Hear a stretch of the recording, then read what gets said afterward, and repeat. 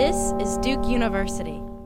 Well, good evening, everyone, and thank you for coming out tonight. I know it was unpleasant walking through the rain. My people didn't like coming through the rain either, but they wanted to come anyway to meet you all. I'd like to thank Tori, Dr. Lodovic, for this invitation, and thank the University Scholars Program generally. I feel like I've been invited to the capital of interdisciplinarity on campus.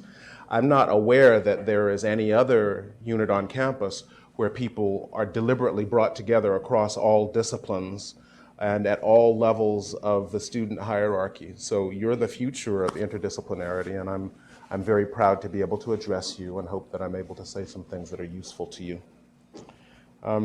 Today I've been asked to present myself as an object lesson in scholarly interdisciplinarity. I am a 54-year-old anthropologist who also does his best to be a historian, an online museum curator, a filmmaker, an editorialist, a caretaker of the gods, and a dancer, as well as Bumi's husband. And in my capacity as Ayo and Adu's dad, I did a lot of elementary school teaching for about a decade. I was always in and out of their classes, talking to them about anthropology, art, poetry, math, the African-diaspora, and often in a combination. So does my elementary school teaching count as interdisciplinary? What do you think? Okay, good. All right, so I plan to tell you where I've been and where I'm going in the hope that you'll find some useful model or warning in my experience. Dr. Lodowick has warned me to avoid discipline-specific jargon, and I will do my best. However, when scholars get to talking, as you know, sometimes they're incomprehensible. So if I say anything that you don't understand, please tell me so in a nice way, because there's probably somebody else who doesn't understand also. And there's no point in talking if I'm not being understood. To be honest, until this invitation, I hadn't really thought of myself as an interdisciplinary scholar. I'm a sociocultural anthropologist, although I do admire the biological anthropologists. As I said before, I spent a lot of time talking to them. I feel they influenced me in involuntary ways when I was a kid, looking for evolutionary reasons why I felt the way that I felt. It was disturbing. But but I do cross that otherwise uncrossable divide. The thing that defines anthropology is our genre of writing, which we call ethnography. This is a genre with a few common features. One is that it must be based upon long-term and simultaneous observation of and participation in the daily lives of the populations that we wish to understand. Some of us call it deep hanging out. That's our method. If we do nothing else in an ethnography, we must capture the native's point of view. That is to say, we must speak the language of the population, we must live with them under the same circumstances, we must document how they classify the world, what they think follows from the facts that they grasp about the world, what they don't think follows, what they think is appropriate behavior and inappropriate behavior. And we try our best to imagine, if I were in a situation like that, materially, economically, socially, and I viewed the world in those terms, it would make sense to me to do what they're doing. And we try to explain the process of our figuring out why people there, being no less reasonable or smart, no less old as a genealogy of human ways of thinking about the world and acting in the world, think differently from how we do, and why to them it's reasonable. Now, of course, we put the native's point of view in a local context of social organization, politics, and economics. We don't always assume that people are telling us what they really think, or that what they say they think is consistent with everything they do. So we look at what they do. We look at how they act. We look at the contradictions between what they say and what they do, and among different things that they do, which often have implications that look contrary to us, but we want to understand why they do what they do from their point of view. The next desirable quality of an ethnography is that it compares the place on which our study is focused with other places that have a different configuration of thought and action. And we tried to describe the differences among these configurations in value-neutral ways that don't imply that one group of people is superior to another. We begin with the assumption that they're all human, that they're all equally intelligent, that they're all equally valuable, that their experience and their insights are valuable for other people to understand. And if we could understand them in terms that don't beg the question of their inferiority or our inferiority, we're all better off. So that's one of the things that ethnography does. We try to do that with as high a degree of reflexivity as possible. That is, we consider the ways in which the ethnographer's positionality, that is his or her gender, race, height, class, nation of origin, affects how he or she perceives a situation abroad or in another culture. And we try to account for how the relationship between a person like myself as an ethnographer is received by and relates to a person of a particular socioeconomic category in another society. How do we interact? And we, only by understanding our own coordinates in this social interaction can we assess what we have learned from it. So that's reflexivity. Now, regarding disciplinary methods, we anthropologists tend to be suspicious of large-scale formal surveys. I look at some of the surveys that political scientists do and that sociologists do, and I ask myself, wait, do you really think that the people you're asking that question recognize the reality of the same categories you're employing? We tend to be suspicious as well of laboratory experiments, in which, for example, a psychologist will invite a series of undergraduate students into a laboratory and have them look at the shape of a face and say, is that attractive? Is that attractive? Is that attractive? And they draw inferences about cross-cultural correlation between facial symmetry and attractiveness. We tend not to do that. On the other hand, I would love to work with some such people to design culturally effective surveys, for example. Just to give one example, one graduate student in government or political science at Harvard came and asked me to be on his committee. He wanted to study gay movements in Latin America. So I said, oh, what a great topic, wonderful. So the first thing I suggest you do is go and spend at least 3 months in Mexico and understand how they classify sexual orientation. Who counts as the same category as whom? Because in very few countries in the world do most people classify as sexual orientation the same way that anybody who has sex with a person of the same sex is called gay or lesbian.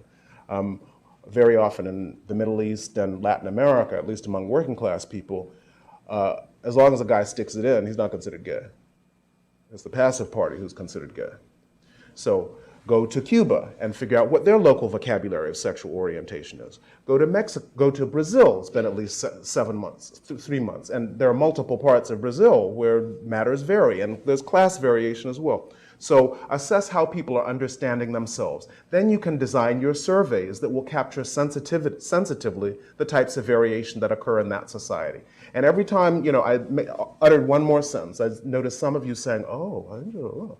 And he did that too. He said, but he added, yeah, that's true. I noticed that. And so I said, so when you design your surveys, you want to be sensitive to local categories. And he said, yeah, great, I'm going to do that. So he went back to his advisor in government, and a week later came to my office hours and said, my advisor said I don't have time for that. So I said, I'm sorry, I don't have time to be on your committee. So in any case, that's what anthropologists do. Let's see. Now, aside from that, aside from our suspicion about large-scale formal surveys and laboratory experiments, it's difficult to think of any investigative methods in the humanities or the social sciences that we really regard as definitionally foreign to our discipline. All sorts of techniques of hanging out deeply work. Go and look at a piece of art, examine what happens in a factory, participate in a laboratory, design a culturally sensitive survey, but make sure you're there to apply it in the local language, and you watch the facial expressions and you watch the gestures, and when you notice a hesitation, pay attention to whether the category in which you've posed the question is really working in that person's head, and note the differences between what they say when you're talking informally, et cetera, et cetera. We would contextualize it differently. So there are all sorts of techniques that we appreciate. So what this invitation forced me to realize was that, in a sense, I am interdisciplinary because I have so much fun moving among continents, among languages, among methods of observation, among methods of documentation, and I guess that makes me interdisciplinary enough. Now, I should also say that I regret having named this talk Black Anthropology, but you can ask me about that in the question and answer session. The real title, I submit, is Why Doesn't Everybody Want to Be an Anthropologist? All right, so I research Afro-Atlantic religions, that is to say Nigerian Yoruba religion, Beninese Fon religion, Brazilian Candomblé, Cuban Santeria Ocha and Palomonte, Palomayombe, as well as Abakwa most recently. I also research Haitian Vodou. These are all religions of divination, blood sacrifice, healing, music, and dance. Indeed, many scholars call them danced religions, which also bespeaks my favorite form of participant observation. I've published books, 2 books on this topic, that is Sex and the Empire That Is No More, Gender and the Politics of Metaphor in Oyo Yoruba Religion, which to my mind, speaking to an interdisciplinary audience, is a testament to the fact that you cannot do ethnography without doing history. I'm not exactly rare in recognizing this among anthropologists, but I regard historians as my sisters and brothers. I think good history and good anthropology are pretty close to each other because culture always changes, and there's no history without culture. Now, my point of entry is that an apt history of a population, it's important to recognize their conceptions of, the jargon's about to come, personhood and agency.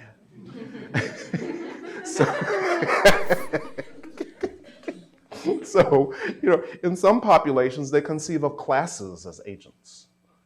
Some people conceive of a Geist, a spirit of history, moving through history as an agent. Some conceive of genders as agents, women's history, what women did, or royalty as an agent, or the state as an agent, and then we could debate all night long for a week about exactly what the state is. But a lot of histories just assume what it is. Likewise, gods are agents in the histories that some people write. Antecedent histories of the Oyo Yoruba people, that is, of the largest of the states in the population that speaks the Oyo, that speaks Yoruba. Most of the antecedent histories of this empire had discussed its use of slaves in the delegation of royal authority. So, for example, when you're a monarch, if you delegate power to your relatives and ask them to do things for you, you can never really trust them because they're in a position to usurp the throne. So it's common, every place from the easternmost parts of East Asia to the Americas, for people in hereditary authority to appoint most of their power through eunuchs or slaves or groups of people who have no social opportunity, no socially recognized opportunity to replace the monarch in power. So what I observed was that not only is the priesthood of the god Shango very the royal cult of the palace in Oyo territory, but their priests essentially dress like women. Whether male or female, they dress like women, they braid their hair like women. As they're initiated, they're called wives of the god. They're said to be mounted by the god in a metaphor that works just as well in English, Spanish, and Portuguese as in Yoruba.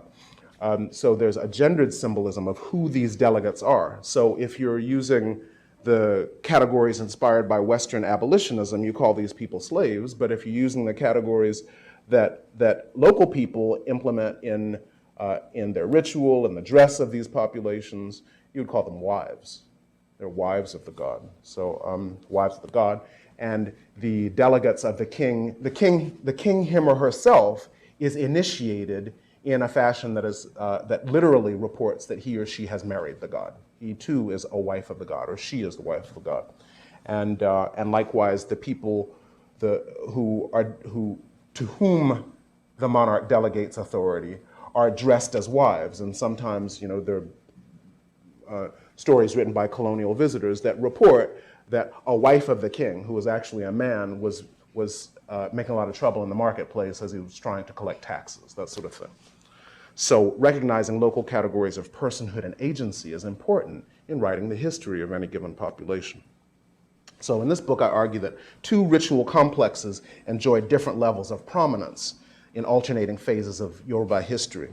So this royalist ritual and political complex that I just described under the god Shango was prominent under the Oyo Empire and at the time when the British invaded and used indirect rule to govern through monarchs.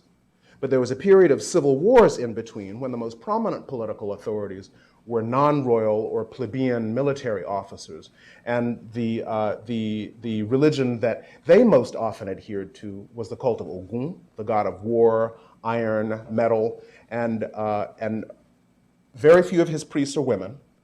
The phenomenon of cross-dressing and possession is relatively uncommon in that priesthood. And most of the symbolism of community and solidarity is the solidarity of groups of men, and not solidarity defined symbolically or literally by marriage to the god or marriage to one's social superiors. So that cult was the most prominent during the 19th century civil wars and has been the most prominent among the Orisha worshiping cults during the period of military dictatorship since the early 1960s in southwestern Nigeria.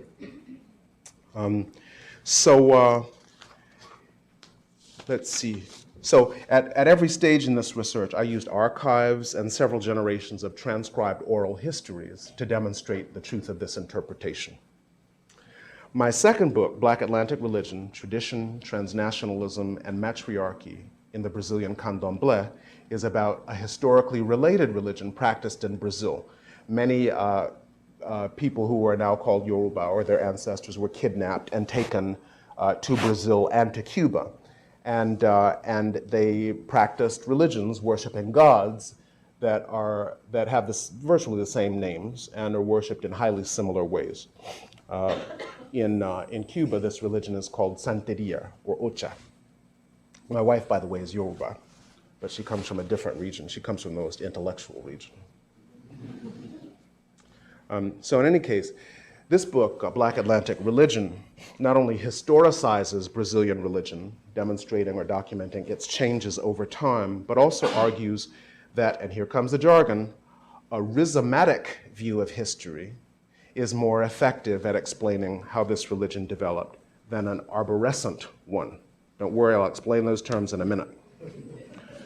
So on the one hand, and here's where I feel slightly good about using the term Black anthropology. Long before terms like transnationalism and syncretism and creolization became shibboleths in cultural studies and anthropology after the 1980s, Africanist and African-diaspora anthropologists have assumed that culture is hybrid, have assumed that culture is translocal, have assumed that politics affect culture. And we've talked about it ever since the late 19th century.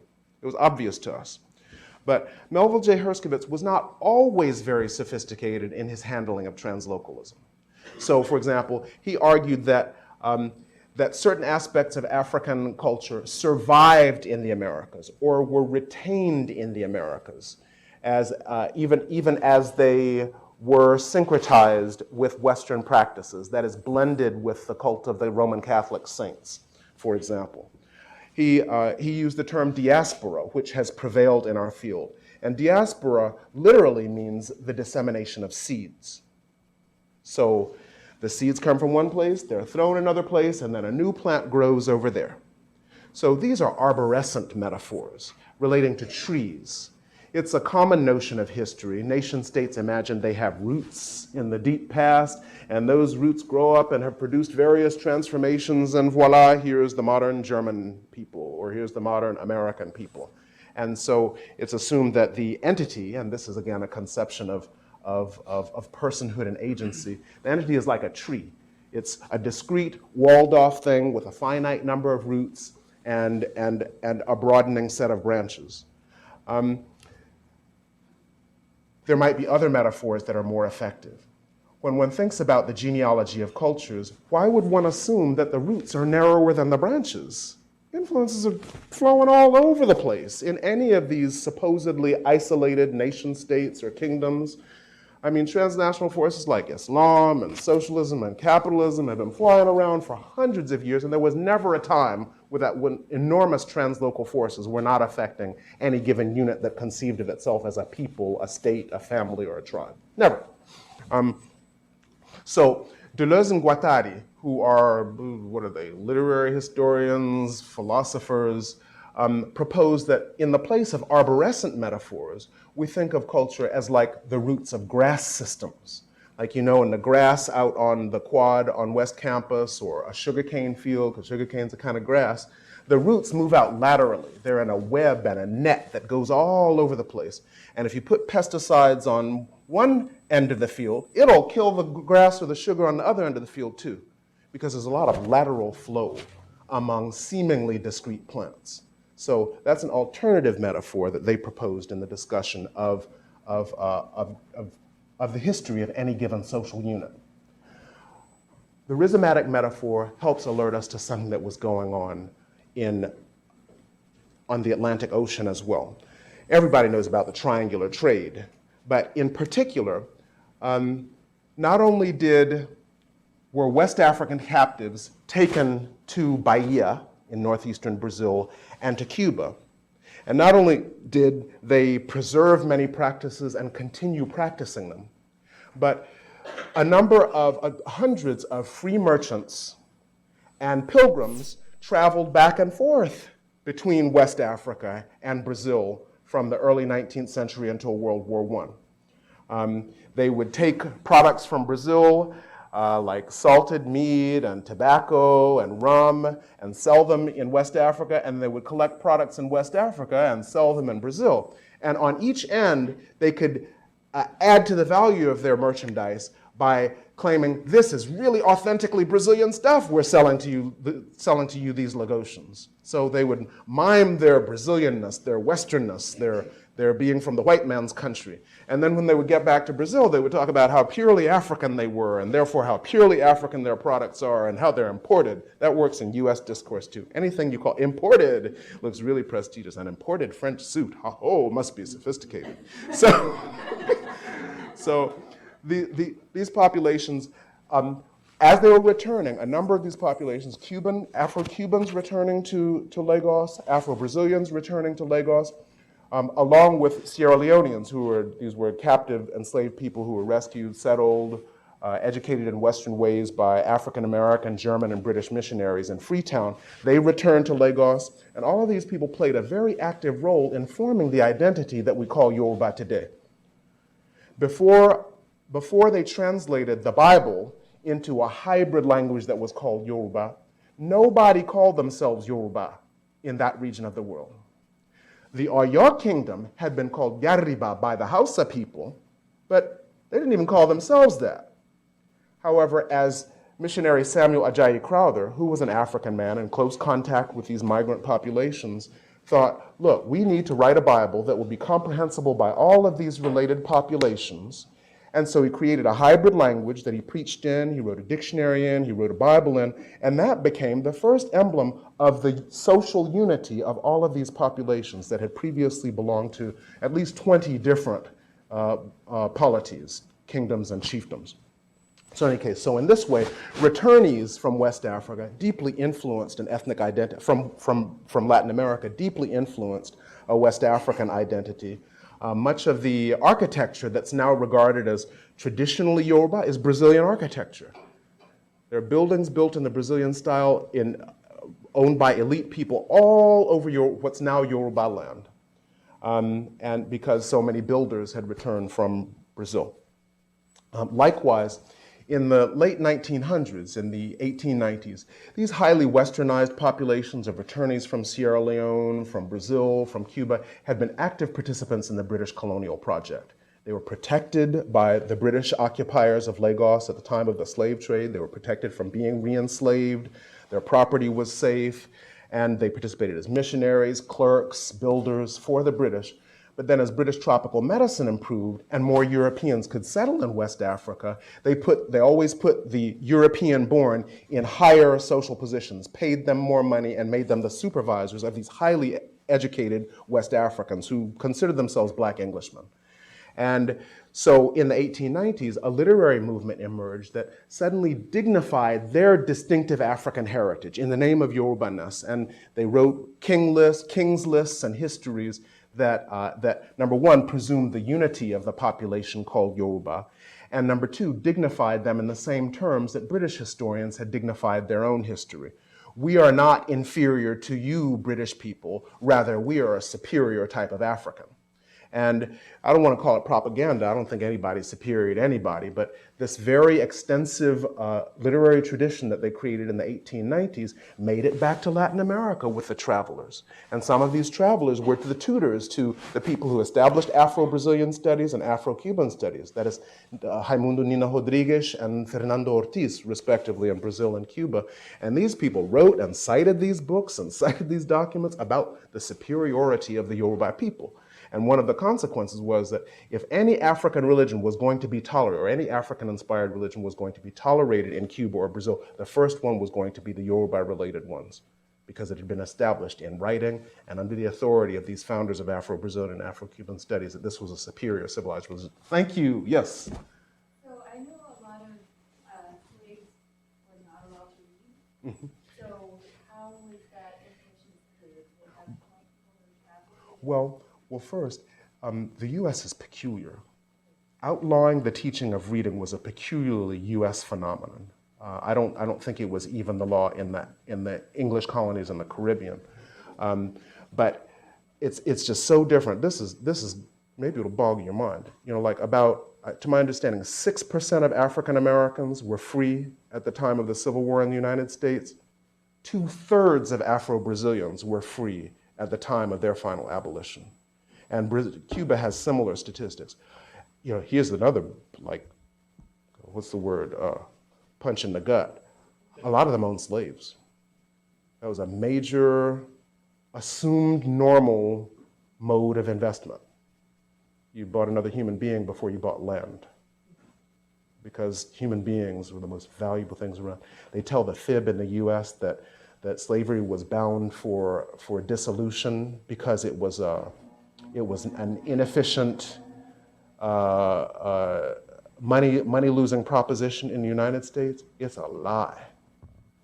The enslaved were worth millions and millions of dollars. That was the greatest asset, the most costly asset there had ever been in the Americas, and they were producing cotton very efficiently, far more efficiently than paid labor. They were making a lot of money for their owners. In any case, I digress. Let's see. So this is to demonstrate that the idea, the arborescent metaphor suggesting that culture just came out of Africa and was to some extent remembered or forgotten, has a lot in common with the arborescent metaphors that declare nation states isolated. Once they're independent, they just grow up by themselves and are internally integrated and bounded and all that stuff. I don't think that's the way history ever works, but this case demonstrates that a case that would seem so obvious a case of preservation, retention, survival, isolation between countries. In that case, the model is entirely inappropriate. That a back and forth, a rhizomatic exchange in which the multiple places on this Atlantic perimeter were continually influencing each other explain more than the notion of an enduring historyless tradition of what was just passively remembered and passed on. Let's see, besides these two books about these religions, I've produced 2 half-hour-long films about Afro-Atlantic religions. One is called Lukumi Music, which came out last year. Lukumi is the name for Yoruba people in Cuba. And the second one is called Zombies, the Haitian and American Realities Behind the Myth. Did any of you get to look at it? Did you like it? Yeah. Awesome. Everybody look at it. It's a fun movie. We make, one of the things I've always thought is by the time, do you know how much an average scholarly conference costs? When you invite, 20 scholars from all over the country and put them in hotels, pay their pay for their airfares, the hotels, the taxis. They tend to cost $20,000, $30,000, $40,000, $50,000. They cost enormous amounts of money. And I'm saying, you want that just to benefit the couple of dozen people who attended the conference? Shouldn't we make a movie out of these things? So all of these are based on movies, on gathering together the smartest people in the world, the most knowledgeable people in the world about a particular topic, and not just recording their lectures and throwing them up online, but rather hearing their conversations, bringing them in to interview them, getting them to generate the best of ideas that could come out of the intercourse among these top experts. And we take the best of the ideas that emerge from the conference and make a beautifully vivid and visually annotated story out of them. And so we've done that for 5 conferences. Besides Lukumi Music and Zombies, we've made half-hour-long films called Can We Talk? Bridging the Social Sciences and the Humanities, Human Traffic, which compares contemporary human trafficking to the Atlantic slave trade, or with it, that is, their similarities and differences, and Global Affirmative Action in a Neoliberal Age. And that's about US-based affirmative action and its counterparts in India, South Africa, Fiji, Northern Ireland, and Ecuador. Did I mention Brazil? Brazil too. Yeah, so look at these films. You can find them on the website of the Center for African and African American Research or on my Scholars at Duke website. Let's see. Now, about this particular brand of interdisciplinarity, I learned you cannot tell as complex a story in a film as in a book. If you tell as complex a story as appears in the 200, 300-page books that some of you will soon be writing, most audiences will be totally lost. Totally lost. However, by adding sound, the moving human image to the conveying of ideas, you can reach thousands of people fast and affect them emotionally too, so that they'll then go and read the book. Or so I hope. So all of our films are here, a sampling of my articles and things, in addition to my people, who I'll introduce you to in a second. Let's see. So I also study ethnic diversity in the African-descended population of the US. Tori was kind enough to mention basically what it's about. That's about immigrants and transmigrants from Africa and the Caribbean, as well as Louisiana Creoles of color. Anybody from Louisiana? Oh. Gullah Geechees. Anybody from the Low Country? Native Americans of partly African ancestry. And so I began that work because, I grew up with a very diverse set of black people. My neighborhood, my middle-class neighborhood in Washington had African ambassadors, Caribbean ambassadors, black people from all over the US South, from Canada. There were the people living next to us ate lamb chops and salad. Where they learned to do that, I didn't know. And it was such a special experience for me to taste that strong flavor of lamb when I'd have to stay over their house when my mother hadn't come home from work yet. And on the other side of us lived a light-skinned family that had come from Virginia, from one of those sets of families that always married other light-skinned people and often married their cousins in order to keep the light skin in the family. Because, being black in this society for centuries has been hell. And if you could figure out a little way to escape it, most people tried. So they were next door to us. I mean, often these populations they were very loyal to black institutions like Howard University and to black neighborhoods because they weren't allowed to live anyplace else. Sometimes they could pass and they would try to pretend to be somebody else, but things like this would happen. One member of this very family was scrubbing floors in an apartment building, and the manager came along and said, "What are you doing down there scrubbing the floor? That's undignified for a white man." So they said, "Here, you can operate the elevator." And then he started operating the elevator, and then the manager found out that he was actually a Negro and then fired him. Seriously. So in any case, this study was set in the context of Howard University because my parents went to school there, and my father taught there, and I knew it. I grew up there. I learned to swim there. I learned about Santeria there from Doctora Portuondo. And so I was curious about the diversity of black populations.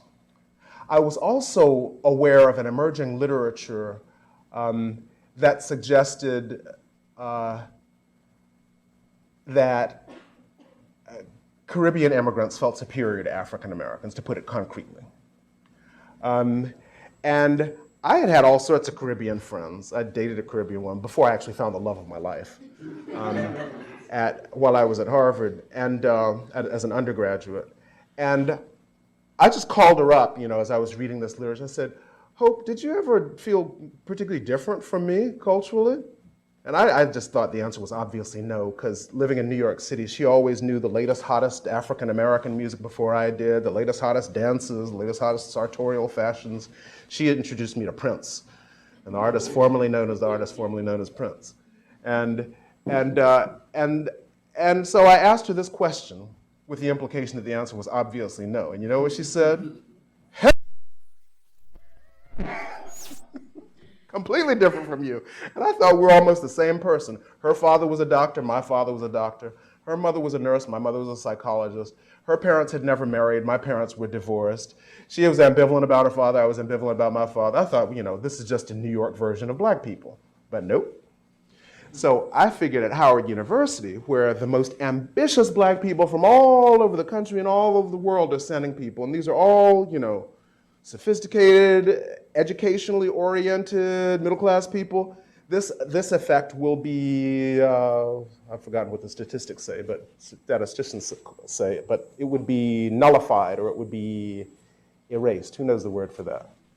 It would correct for class differences because, for example, African immigration to the United States is disproportionately very high class. It is the second wealthiest and highest educated continent of origin group in the United States. Are you with me?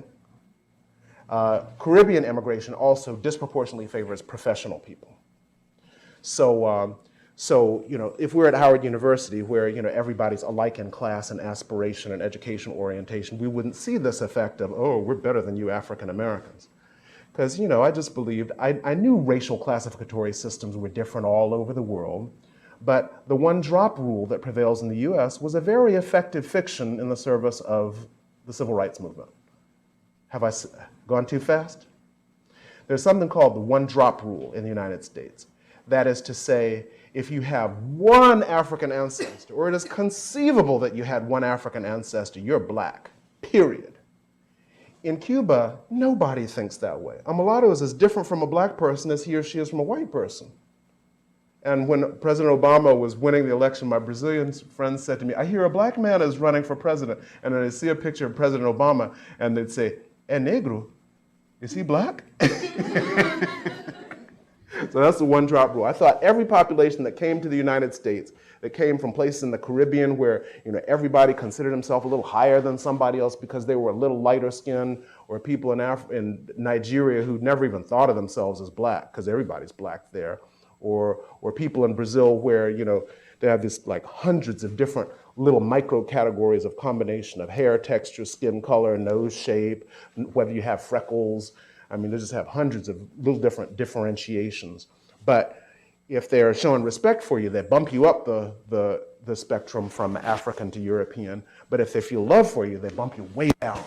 Like lovers call each other my black, like really like pale white people. Like white as the driven snow. You say, oh, meu neguinho. So the lover will say to her husband, oh, my little black.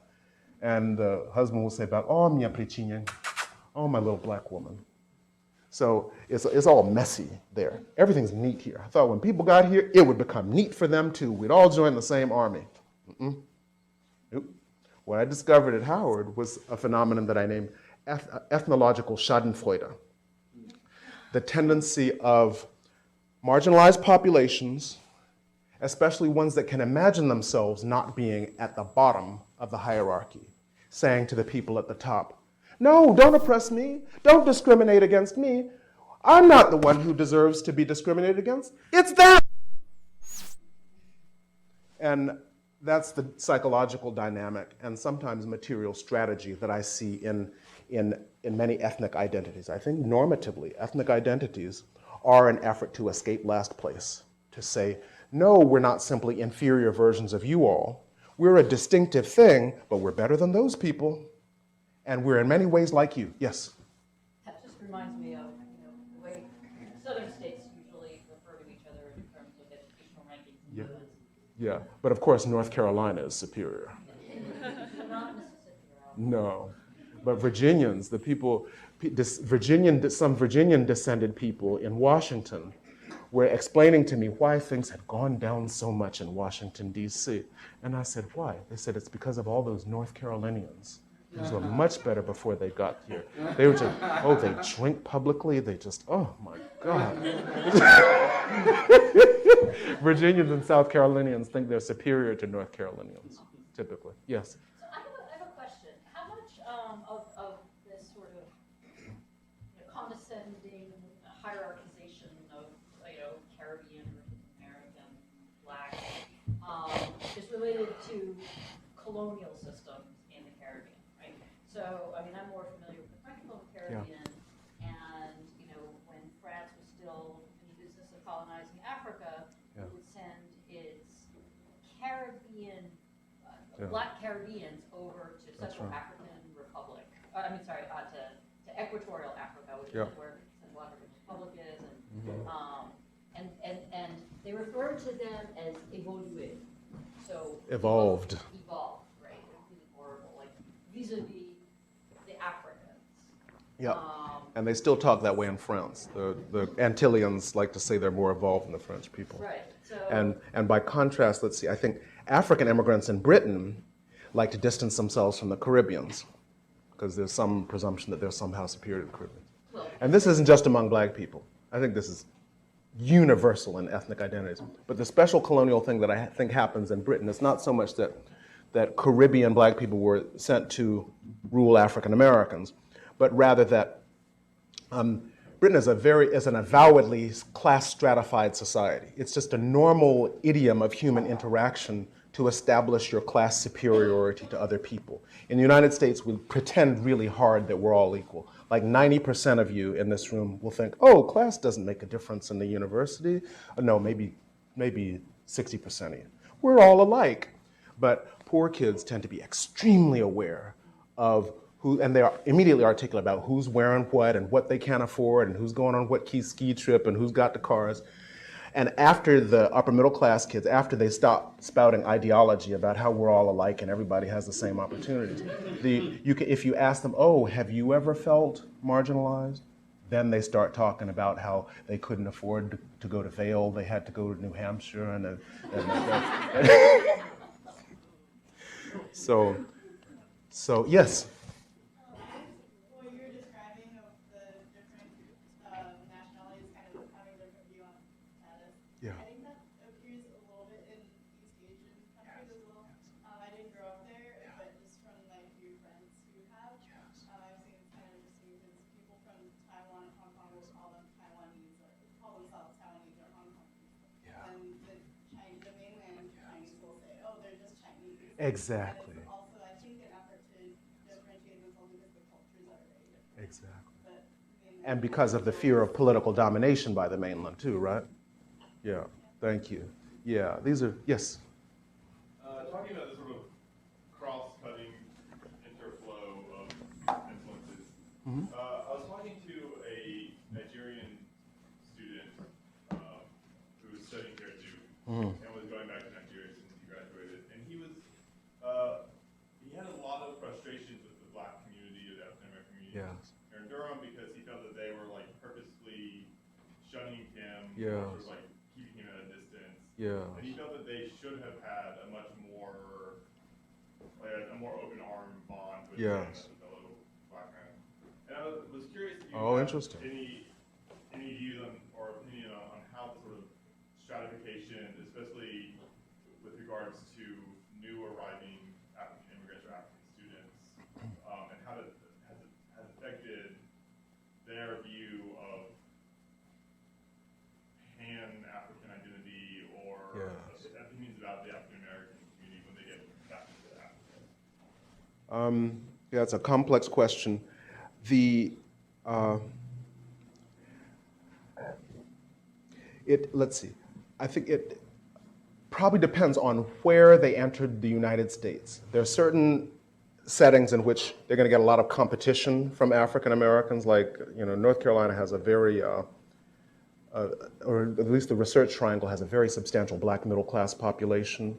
And when people are competing with each other and suspicious of each other's motives, they often, make insidious distinctions. In other places, like in Harlem, selling Africanness is very profitable. I mean, Harlem African Americans tend to feel, at least in the 1980s, when I read ethnographies of their interaction then, lots has changed in New York City. But at that point, the African Americans felt very positively toward the Africans because these Senegalese traders who were coming in and selling Muslim things and watches and attire that fit an image of black self-dignification generally were very much appreciated.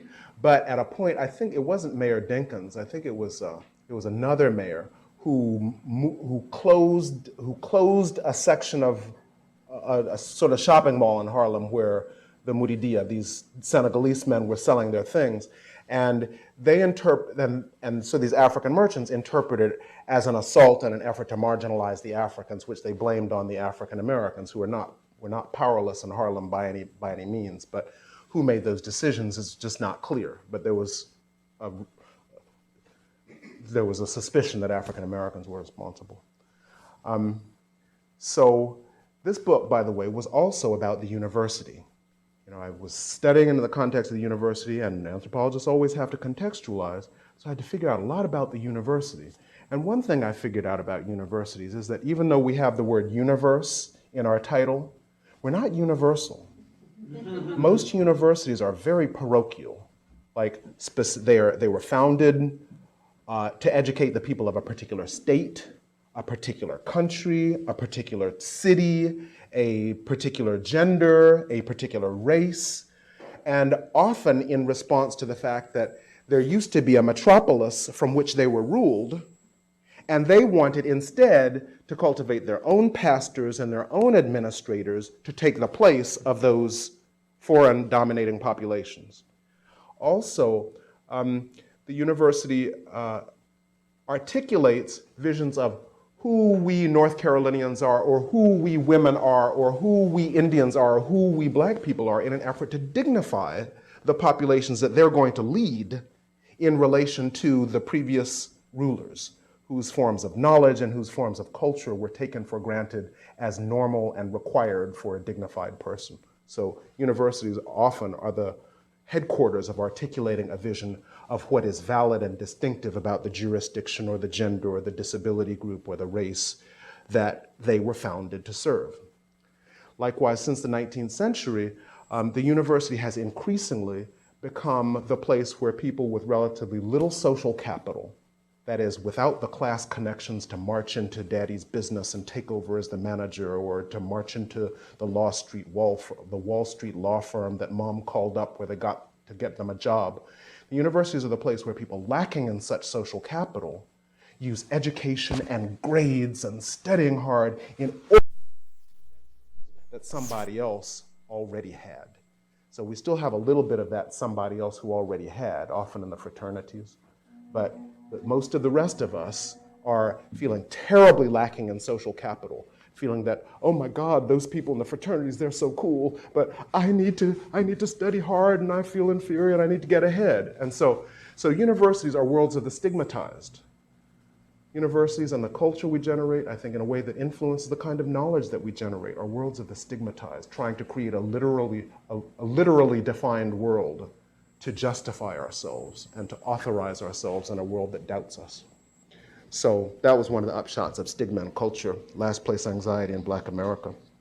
I could tell some more interesting stories about the university, but since I'm nearing the end of my time, I wanted to share with you a little bit about this website because now I have become a museum curator.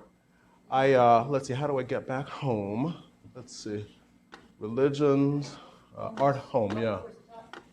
I don't use Mac, so let's see, there we go. Okay, so this is the landing page where you see any one of the approximately 1,000 object or ensembles of spirited things that I've collected over my 35 years of befriending and worshiping and eating and playing with my priest friends. And so they range from clothes to musical instruments to, that's an altar for the head. I've collected objects that were from Brazil. So that's, let's see, artifacts. That's not Brazil. Sorry. Third one down, Brazilian Middle Bay. Yeah, but I think, To your left? yeah, let me just go this way, Afro-Brazilian limit artifacts. Okay, there we go. Okay, so these are various empowered objects from Brazil. And let's see, another special feature of this is you can look at videos. Lukumi music should be here, yeah, and Vodou and other African-inspired religions. We haven't put up zombies yet. There are also this thing that I call a virtual guided tour, whereby a person narrates a story using the various objects, and it'll go through 12 to 30 objects, telling the significance of that object and telling a story about, for example, divine royalty and slavery in the Afro-Atlantic religions. A lot of our gods are kings and queens, and a lot of our gods are slaves. They're very powerful slaves, the kind of slave where you can make a deal with that slave. You do this thing for me, and I'll do this thing for you. But if you don't do the thing you promised for them, they will kill you. So another one is Fire in the Sky, the meaning and majesty of Shango's sacred arts in Nigeria, Cuba, and Brazil. It's about, we don't have time to go through the whole thing, but it goes through a series of slides, basically. There's no audio here. So I'll exit here. Oh This yeah, maybe decorative crown it'll is be made of silent. cedar, That's fine. a wood So sacred to in the Chango meantime, I want to Cuban introduce you to tradition, and is some intended other. to sit on top of the batea. This is Eshu, the who always lidded has wooden to be bowl saluted containing first. the Eshu is the sacred Lord of the stones and crossroads. tools of He's the eating god. right, but he's happy to talk. Note that the crown has 6 staves. These are from Nigeria, Like and many this is such Kafu. crowns, it He's a features a pitois human figure version on of top. Legba This one or is Eshu. regarded as a representation of a spirit known as Oche, He's who accompanies Chango. He's the Lord of the crossroads. He's a powerful messenger. He looks out for you. This But crown was designed to be the worn priestess by who a made Brazilian him priest for of me Chango, made sure that she possessed gave him by the only god a during spoon public and a knife. performances. She could have In given him a Brazil, knife and a fork, metal objects for Chango a are spoon typically made in and a copper, fork, a red but never a knife, fork, and spoon. However, devotees of the Candomblé powerful. religion recognize the existence of Not 12 able to avatars control of the god Shango. So 6 of he them likes wear red Agua clothing Florida and use perfume. You copper can touch objects. some and smell it if you The like. other 6, collectively Your known as wishes be known Shango to him. Aira, Wish. wear only And white this is a clothes family and of use Abakwa drums. silver-colored objects. There is and each one. This is a spirit. This is a This spirit. suit This or is gala spirit. This is attire 4 was tailored spirits for an here. adult. And they live in my Some house. And they priests have a favor good time. luxury and Love being brilliance around and the adorning of they're from and Cuba. please the gods. The Abakwa Secret Society Cuban is American the priests, society for of example, Los Hombres are Leopardos. deeply concerned about the quality They of are the cloth related used to on a the cultural altar tradition in the and in Cross River liturgical region of festivals. eastern Nigeria On the other and hand, the western some region of people Cameroon. are worried And much it's a more male and secret even society of exclusively people about the faithfulness who of the use outfit their to the unity to traditional govern, iconography organize people, and of especially other objects' commercially. They were durability involved in the under the slave relevant trade, so a lot of conditions. evil people. Discerning And when they got priests to worry Cuba, that they the glue will reorganized. not hold on a And beaded among object the or more in a impressive sequined forms of liturgical cultural outfit. politics they engaged in is they were Despite the organized as simplicity black of men, its as fellow materials, Karabali, this Cuban Calabar, they crafted call gala it suit is Karabali, valued for its faithfulness to without Chango's the Roman Catholic consonants. influenced But iconography. they decided, look, It does we not want to need thrive last here, long, since it we is better typically bring the worn white. only on the day of the initiation. So and one then again 19th century upon the mulatto death of the descended priest. from the Karabali people, founded a line of white Abakwa lodges of the secret society. And you In can the tell Cuban these spirits came from person the white initiated in lodges the service of because Honoricha there's was said a to be chalice-shaped crowned drum, or coronado. and there's a little cross in there. On the middle These day are of their typical signs that this initiations, is from a devotees white of most gods are Abakwa arrayed in royal-looking chapel. gala attire. And so and this is seated on a Enkrikamo. throne to receive Enkrikamo gestures of is the obeisance only from one who fellow let you hit him. nations. and to you'll give call, those you gestures can, in return. if you tap on Enkrikamo, it calls order Prostration to the meeting. demonstrates the transitive This is nature Ekwenyong. of respect in the You don't hit gerontocratic Ekwenyong. structure of This is Yoruba Empeyo. society You don't hit and Empeyo. Orisha religion. This is Edibo. People salute their Edibo has elders this most because special those drum. He's the elders, Pope. whether And this is his Isue, his more fully feather embodied scepter. virtues and powers that the initiate him or Let's see. herself embodies. This is Iamba. In turn, That's another spirit person that dances receives without a the drum. same respect and gestures This of is obeisance from Iswekwe. his or her juniors. He dances without a drum. And this is The Mongongo. middle day of He dances the without a initiation drum in too. Cuba, And so one day when the the secret elders society will parades through the prostrate streets, themselves to there's an another officer who's also the Enkrikam. dramatizing the When that inherent officer comes and out to dance, essential the drum dignity dances of the too. god And when he that goes is down, the implanted drum goes and down. is And when ready he to goes up, the serve drum as goes a up. priest. Because he's This a, middle what do day we call it? It's ceremonial like a outfit double for an initiant of double Chango of the was tailored spirit for a child. of his authority, The of his multi-part being, of his person, as an wabi-like officer skirt, in this society. which devotees of the Cuban And tradition this is from call Brazil. bandele, This is lacks the serrated called edges, EBD. but features And the forked stick and the it double said axe in symbols of Nigeria, it Chango. has a counterpart in Benin Republic and crown Nigeria. mimics the This is said to turrets represent the of leopard's Santa tail Barbara's tower. in Nigeria. But in Brazil, the same form is understood to represent Omalu. Music is This the is the normal scepter of means by Nun, which who's the possession goddess is of death. induced and the She's god is made list of visible in the gods. world. And her son is the Lord of Pestilence, At the the Lord of height of smallpox. public festivals And for so the she gods, lovingly carries the him in her possessed arms priests when she dances. are dressed in the symbolic attire of the gods, That's the EBD. and they dance to the rhythm of Cuba, they have a consecrated similar, but drums. they call it a ha.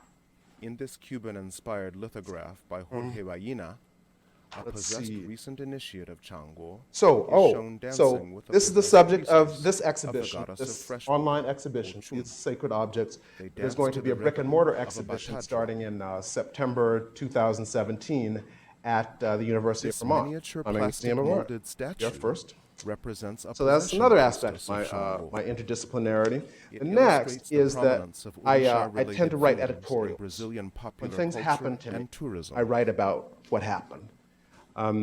Delicate Among miniature them, there are a copper few on the crown table, from but Brazil just to list a few. was given as Why a I stood up, souvenir the to case a against guest at a Summers, Larry Candomblé Summers. festival for Chango. He was kicked out as the president, and I was sort of involved in the matter. Here are the mechanically tuned There was drums one that are now professor, one increasingly Duke professor's popular Trayvon among Martin US moment American Orisha when worshippers in the a Cuban bunch of my tradition. neighbors came after my son. These were manufactured in Bangkok, Thailand. Another is affirmative scapegoating. Another is he fit the description, prejudice and pain in progressive communities. And my next project will be to translate Fernando Ortiz's Los Negros Brujos, The Black Sorcerers, a classic book about santeros Here are the in drums early called 19th, bata early 20th century that typically Cuba, accompany when they were being Shango's persecuted. dance And in it's a very Nigeria critical and book. Benin Then he Republic. became the greatest advocate and promoter of them. And the next book Following one will of the be omnipresent a puns book in about West the white African elites of the South Carolina Low or Country. traditional I religion. started making friends. Shango down is, among Low all the Country, gods, that reputed to coastal be the zone finest between and the most Wilmington, vigorous dancer. North Carolina, and Savannah, Georgia. And it was a For site me, of the wealthiest these objects plantations reveal in that the United Shango States. embodies power Because they grew and rice. authority.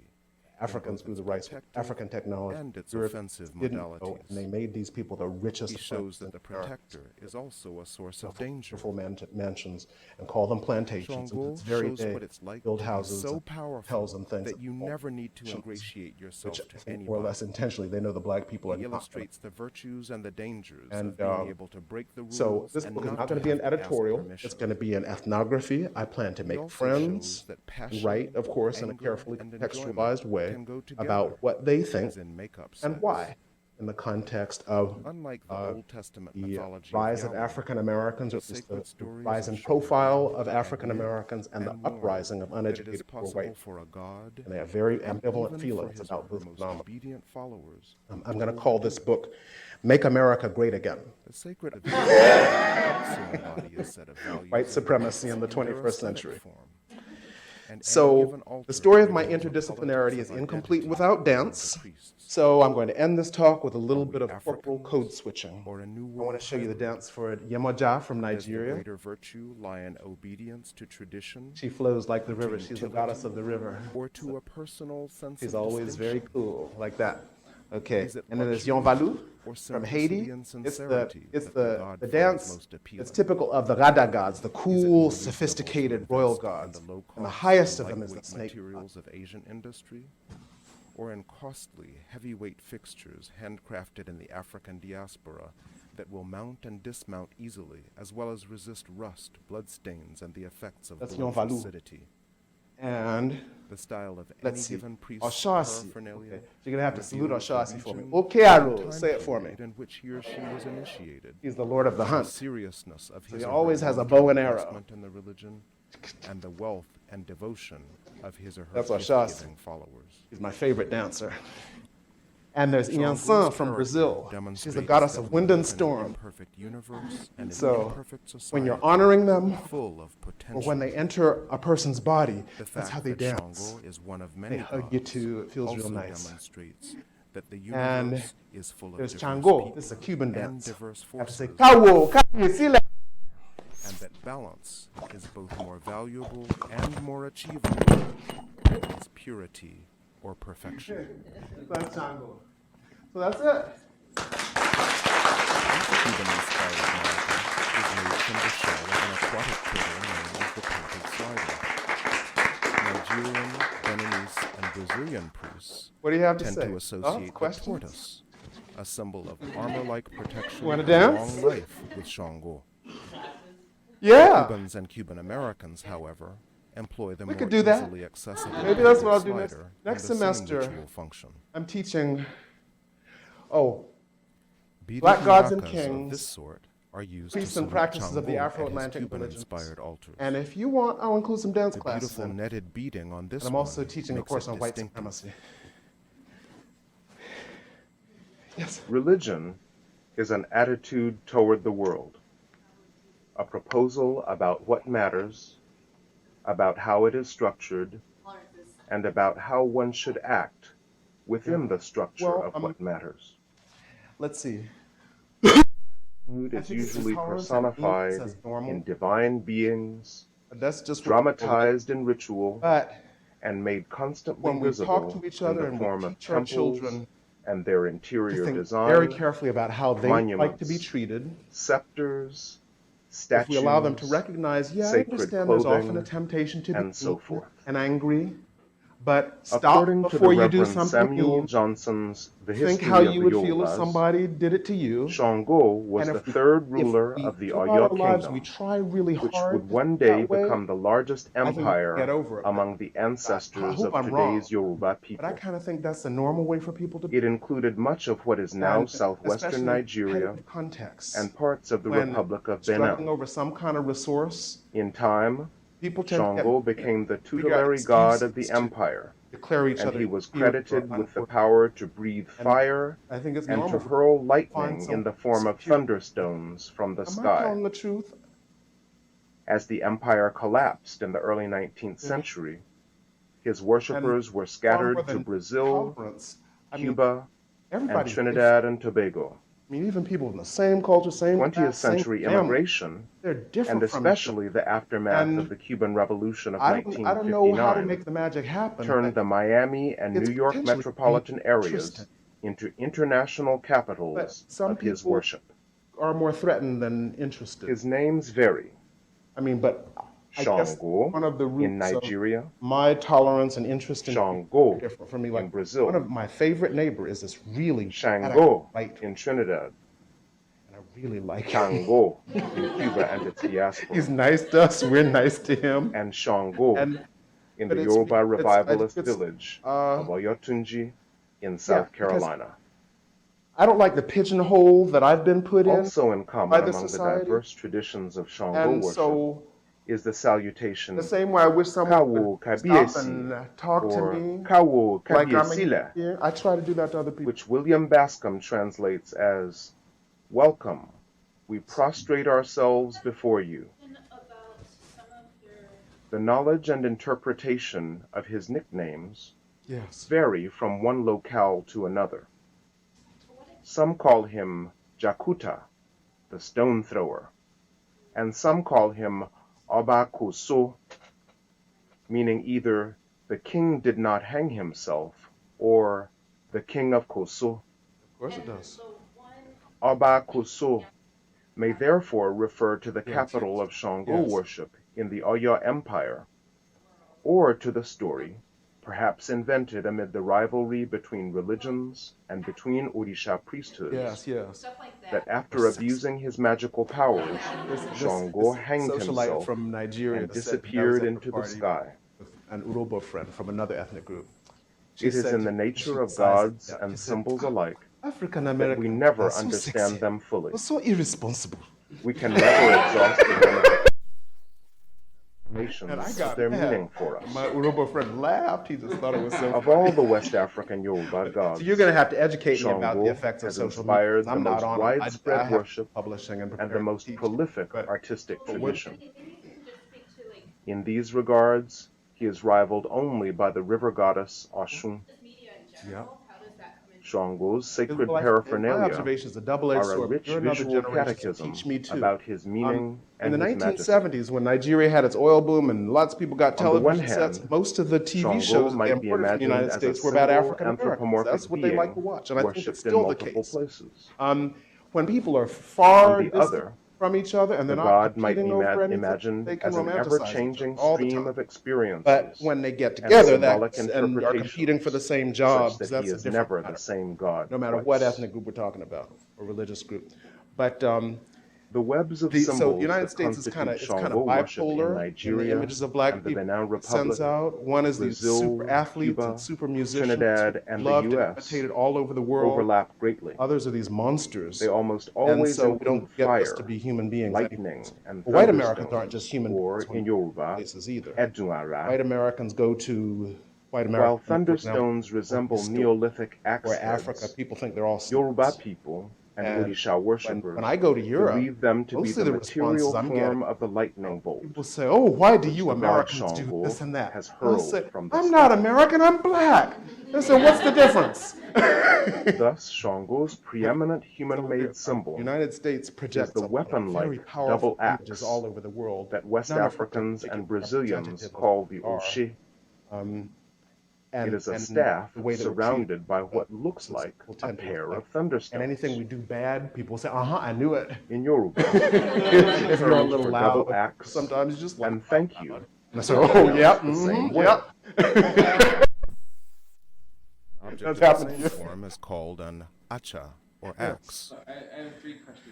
Like its Nigerian, Beninese, fine. and Brazilian counterparts, it evokes both Shango's Yes. mightily destructive and mightily creative powers. Yes. One of those. No, As go a ahead. pair of Say 'em all. thunderstones, Say them Oshe, fast. or acha, is a weapon of mass destruction, Make America Great book. but its Yes. doubleness and symmetry seem to allude to the I don't have doubleness enough and money. symmetry of But certain I have body friends. parts. Rich white The people like to lobes treat of the me nice. brain, the eyes, the It's happened ears, the all over the lungs, country. Rich white, the arms and the much nicer to me hands, than poor white. the kidneys, They the like legs and the feet. But And on animals like the poor and ram, lower middle class Shango's white foremost friends around mascot, the same people think they're awesome. horns. Also in a pair, Pretty bad. the shoulder blades are moved actively in Shango's dances, in a movement called ejika. On this double axe, the beads are especially small, creating a minutely delicate pattern. At the blade edges and the base, the beads are threaded to produce three-dimensional loops and a pile-like texture. This beaded axe also features tassels in the shape of lightning. The breasts appear prominently and in parallel with the two thunderstones on many Oshe wands. Yet with its Okay, staff, so about the it South shows Carolina Low resembles Country, the I'm going to body go and make all the of friends I Phelps can. with a pair of If you, testicles, my, an this is element my of experience delicate with that can white either people I perceive as racist, but they don't perceive themselves as racist. like the pestle When you're nice and polite to them and you know, you're part of a circle that they belong to, they think of you as an us. And Shango's And, sacred I think rattle a lot of black students in shere universities like this have can the be read experience as of the most abstract having a white friend say representation something of the stereotypical phallus and about black testicles, people, and the black person says, with "Wait, why equally are you saying symbolic that about me?" implications. And they say, "Oh, This you're rattle may different. contain seeds or stones. You're different. You're just like us." Other phallic And forms so in the symbolic I repertoire of I this don't think that's virile ever happened god to me are directly. But I okra, think in effect and in that's some what's happening. traditions, My bananas. Republican neighbor,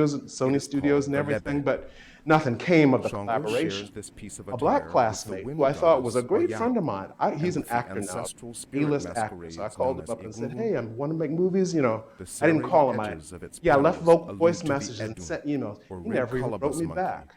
who is reported to be So Shango's again, this sneaky I'm pointing out that genitor, universities but are not partly his about pater. This getting a apocryphal skill, tale but about not Shango much. may be a Most of further the skill outcome you of have, the you had competitive when you etymological got here, and you were games played selected by for rival being an priesthoods and excellent religions. X, Y, or Z. The reference to the And Edu the actual monkey classwork may you be do at a punning particular reference place, to how much of a another difference that'll Shango's make, it's kind of universal ambiguous. symbols, the Edu. You make or enormous social thunderstone. capital, especially when you What go to a priests place of the like Boston Brazilian College and you Candomblé stay in religion Boston, call or wabi Howard University, or is Spelman, not and you a stay in the Black multi-piece community. skirt, It opens but a doors for you. cloth with two I went balls off at the to bottom, the nation's worn at finest the white rear of institution. the waist of the priest. Didn't help me in terms of social It capital. represents the I don't think. testicles I mean, like I and can the walk power into of the strange panther places like Duke where I'm and the not known maca, and say, "Oh, Harvard, or yes, avatar come on in." of Sobo, But as for somebody who will Pa Jai, look out for me because I'm which me, means because I'm the another, panther has arrived. I don't think that happened. Here, but it the would have wabi like motif appears in a red and white altar cloth. As for, that was the used third to question cover a was, Cuban altar of Chango. oh, Like other gods, well, there's all sorts of interesting Shango stuff. is I mean, there are articles associated with the long about ago and the way far that, away. you know, the In the Americas, elements of the he is Egba dialect associated were with integrated, distant elements of the Africa. Oyo dialect were integrated, Yoruba terms land, from he Cuba, is terms associated from with Portugal, foreign Nupe like the or word Tapa for silk in ancestry. Yoruba is seda, In his which comes from Nigerian Portuguese. Yoruba Seda. panegyrics, he is Silk. even described The as word a for Muslim. basin, basia, comes On from both continents, Portuguese, so he is basin, associated with basia. the sky And, with the distant past. And Like I guess other also Orisha, interestingly, you speak Shango that is language when closely you go to associated with standard beads and Yoruba, you cowrie speak when you go to shells, school, which reflect but at his home, that's not worshippers' what people speak. participation It's in a long-distance dialect, so it's still sort of a international foreign commerce, dialect to most as well as the moral complexity of that participation. Most of the cowrie shells Yes. employed in West Africa entered as a currency of the slave trade, Well, have I done it having tonight? been brought by yes, European that mariners helps. from the Maldive Yes. Islands in the Indian Ocean and used to purchase black people. Yes. This is an extremely elaborate altar cloth based on the motif of the bandele or wabi. It was made by the Cuban-inspired artist Nong. The cowrie shells and the cloth strips of each size and shape occur in Shango's sacred number. We'll 6. see. We'll find out. My wife's scared about Cuban it. and Cuban-inspired And so worshippers you of can get yourself Chango killed. employ But painted or I, beaded baseball I bats have to represent Chango's putting sportsmanlike yourself- virility and his ability to fight for Probably his mostly worshippers. summers. I don't think I'm It entitled also to leave evokes of the absence crack for a little of while. lightning. But Note the I'll apply alternation for money of after 6 3.5 white years. You and can then 6 apply red beads, for a leave of absence which, that you need once wound outside. around the bat, After 7 years, produces they'll a lightning-like paid pattern. for leave of absence. Note also But, the 6 cowrie Let's see. festooned As for making tassels. friends, it's In hard to heavily make Roman friends Catholic generally, Latin America, but the Yoruba the Atlantic only way I know tribes how are is widely being sincere. correlated with Roman Catholic saints Sometimes, and you their know, respective relative symbolic to the values of complexes certain merge. cultures, Specifically in Cuban I'm a and little Cuban-inspired too over the Santeria top, or Ocha, too Santa friendly, Barbara like Japanese is regarded as the I Roman still don't Catholic really like. equivalent of Chango. They're that, hey, how you doing, and stuff. They're According to more the reserved. church, Barbara's father imprisoned her many in a of you- tower any and of you have traveled ultimately in killed her Western in order Europe to punish her for they- converting to people tend to make Christianity. fun of American friendliness. In order to punish hey, how you Santa doing? Barbara's father, And they'll say, yeah, the they're Roman always asking you Catholic how you God doing, but they struck don't him care dead about with a bolt they, of lightning. they don't care about the answer. She thus became the They're not patroness really of asking firefighters. how you're doing.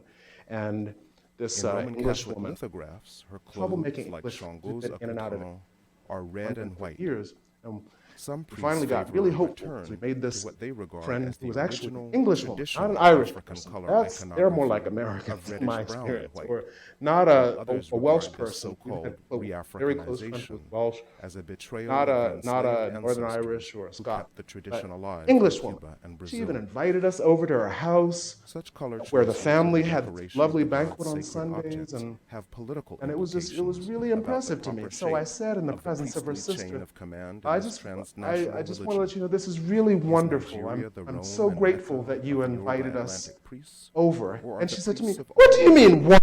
rank?